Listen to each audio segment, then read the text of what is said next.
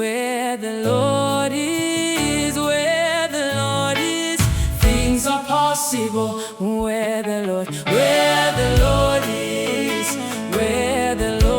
is, where the Lord is, things are possible. Where the Lord is, where the Lord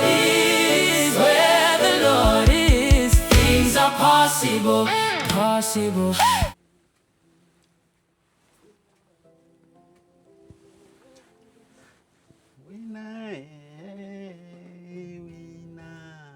Jesus, you are the winner, winner. Battle, you are forever winner. Winner, winner, winner. Jesus, you are the winner, winner. Battle, you are the winner forever. Amen. Indeed, my brothers and sisters, I am back again with the Bible stories. Bible stories. We have just started a nice thing to do for us because we are living. We are writing stories. We are in the stories. We are in the living. There is a past, present, past and present, day and now. They were then and we are here now. So in whatever that we do it because we are human. And what we are reading from the story that we are reading is happened with people like us who are living today. There are people like me and you who are living today. We are reading their story. They are not something. They are not different from us. Even if their culture, their life was different, but they are still human beings like us. So we are following the stories which are in the Bible.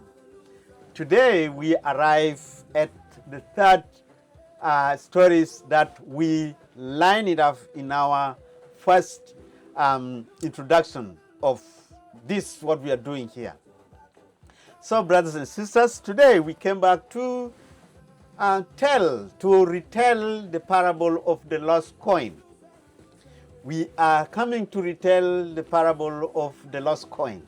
As I mentioned, part of it we will read, but majority of it we will not read. For those who are willing to study more and to understand more, just get a pen whenever you see what we are saying here, record the passage down and then go read for more understanding. So, what is here? The parable of the lost coin told by Jesus in the book of Luke, chapter 15, teaches an important lesson about God's love for each person. Jesus uses this story to help everyone see that we are all valuable to God, no matter how lost or how far away someone might feel. God cares deeply and wants everyone to come back to Him. Salvation is not just a simple action like ticking a box, but the beginning of a new and changed life. Everything becomes different when God finds us. We can see now the loss, when something lost. How can we get lost? How can the money get lost? This story is so nice. So good. My brothers and sisters, let's go and hear. Let's read the story from the book of Luke. What is it saying? The parable as told by who? By Jesus Christ. In this story, Jesus said, "Oh, what a woman having 10 silver coins, if she lost one coin, does not light a lamp, sweep the house and search carefully until she find it. And when she has found it, She called her friend and neighbors together, saying, "Rejoice with me, for I have found the peace which I lost." Likewise, I say to you, there is joy in the presence of the angel of God over one sinner who repents. Luke chapter 15, verse 8 to 10. That is the story. Luke chapter 15, verse 8 to 10. I will repeat. Oh, what woman having 10 silver coins, if she lost one coin, does not light a lamp, sweep the house, search carefully until she find it? And when she has found it, she called her friends and neighbors together, saying, "Rejoice with me, for I have found the peace which I lost." Likewise, I say to you, there is joy in heaven. There is joy in the presence of the angel of God over one sinner who repents. Are you a sinner? Do you sin?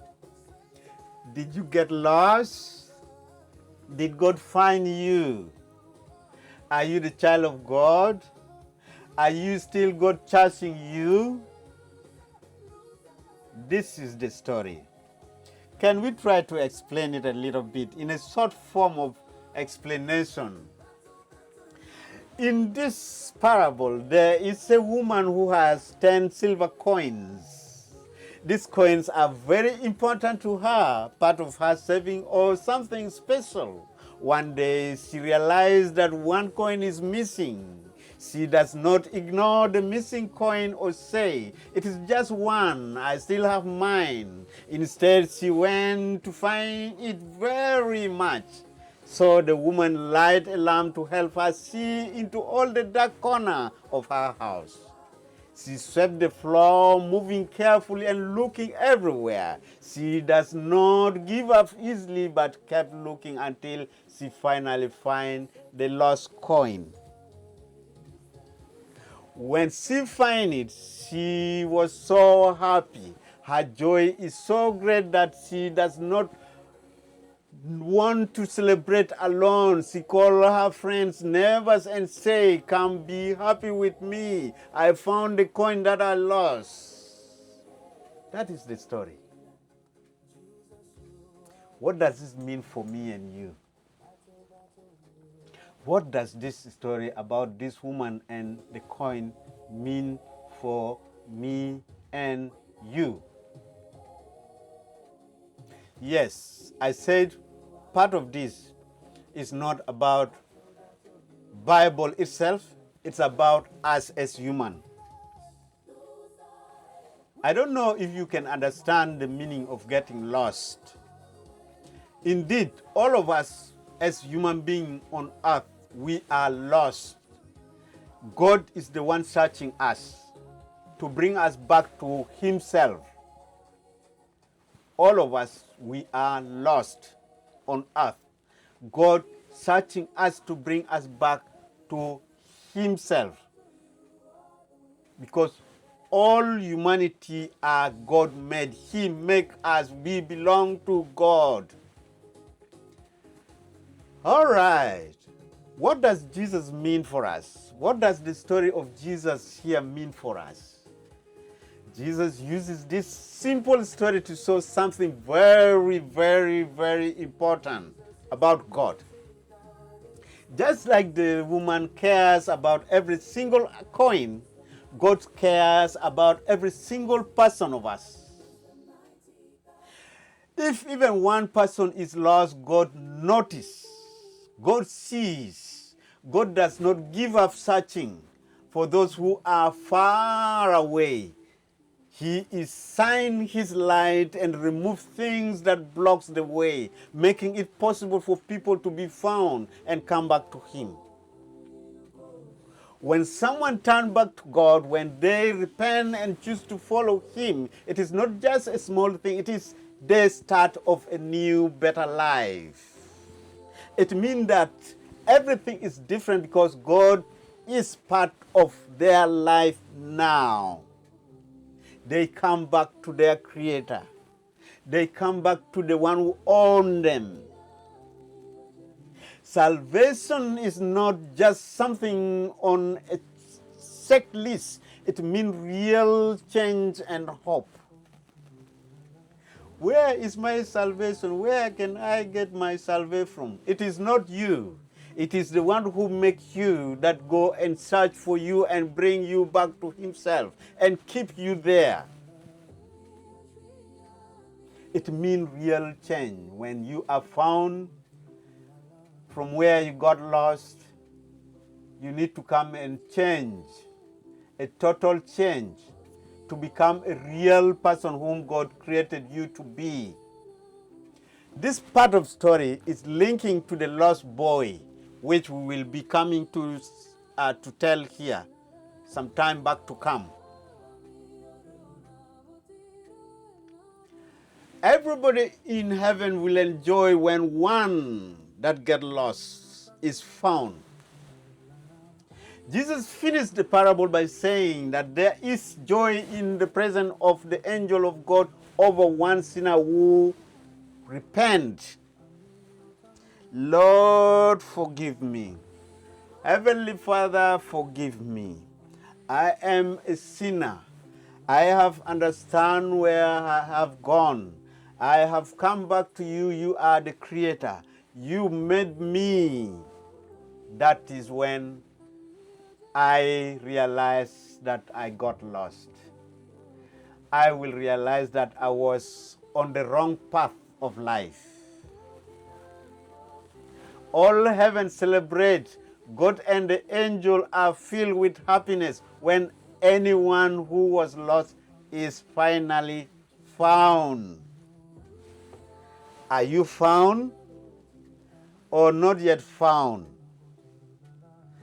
Do you know where you are or you don't know yet? Of course, most of us as humans, we know who God is. We understand, if not fully, but we heard of who God is. And he keep on looking us. He keep on searching for us. As we are finalizing our story, the parable of the lost coin helps us remember that we are important to God. Me and you are very, very important to our Maker, the Creator of the universe, the Creator of everything that we see around us. We are very important. No even single person God has forgotten or left out.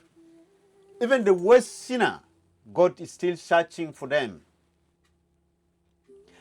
God's love is much more stronger than anything that we can see around us. And he wants everyone to be close to him. Whenever someone is found, there is a great celebration in heaven because every person is special to the one who made it. As I was saying before, we have children that we brought onto this earth. They are our children. We give birth to them, even if we know that all of us are God's children. But according to humanity, we have our own children that God has given us to take care of them, to bring them up. I know how much you love your children. I know as I love my children. Let's look at God, the one who made everything. Let's look at him and see how much love he has in us as humans. He loves us so much, so greatly. God loves his creation. He loves everything of us. So, brothers and sisters, we still keep on going with these stories. We keep on going with these stories. We keep on studying all these stories. I don't know if it is helping you, in which everything that comes out of this, there is help there. In all these small stories, there is support there. This is something that someone can be able to pick and apply them into their daily living. So what is coming next? Cain and Abel, the first children of God. God made their parent, Adam and Eve, and those are the first children. What happened there? A warning against jealousy and a call to celebrate our brothers and sisters. A warning against jealousy and a call to celebrate our fellow humanity. I know there's a command in the Bible that says, love your brothers as you love yourself. I think this is Christ's word. So, jealousy and call to celebrate others. In whatever our brothers and sisters do, we should celebrate them. We should not see how much better they are than us. We should not see how good they are in a class than us. We should not see at how rich they are than us. We are all human. All that we have on earth here, we don't own them. Even if God has given us that opportunity to have them, it will be just for a short time. It will not be forever. We should not put it to be a problem between us as humanity. It is today and it will not be there tomorrow. So let us celebrate our fellow humanity.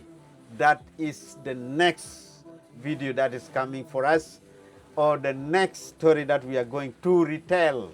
We are just retelling the story, and we are putting some of the effort for us to learn and apply them into our life. Brothers and sisters, I'm quite sure this kind of thing is helpful. So do your best to get more every week as we keep on putting more video out there. But it will be great if you can be able to subscribe so that you can be able to receive a notification at each interval that the video is out online. So please, just subscribe for our channel.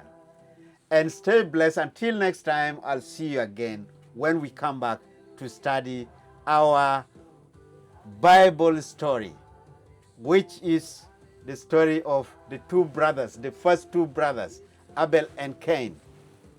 And the story is about jealousy. Until then, stay blessed and I see you again.